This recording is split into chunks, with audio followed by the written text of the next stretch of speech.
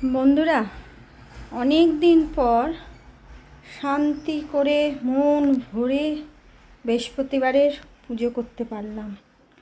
প্রায় 1 মাস মতন পুজো করতে পারিনি। এর আগের ব্লগে দেখেছি ঠাকুমশাই এসে পুজোটা স্টার্ট করে দিয়ে গেছিলেন গত সপ্তাহে। তারপরে পুজোটা করেছি। আর 1 মাস পর, প্রায় 1 মাসের মাথায় ধরুন, এই বৃহস্পতিবারের পুজোটা করতে পারলাম। তা পুজোটা করে বেশ মনটা ভালো লাগছে। একটা মনে হচ্ছে খুব তৃপ্তি লাগছে, মনের মধ্যে তৃপ্তি হয়েছে মনটায়, খুব ভালো লাগছে দেখুন। আর এই যে আমার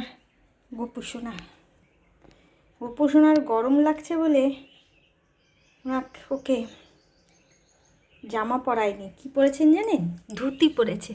এই দেখুন, দেখতে পাচ্ছেন? খালি গা আর ধুতি। আমাদের যেমন গরম লাগে, ওনারও তো গরম লাগে, সেই জন্য ওনাকে ধুতি পরিয়ে দেওয়া হয়েছে।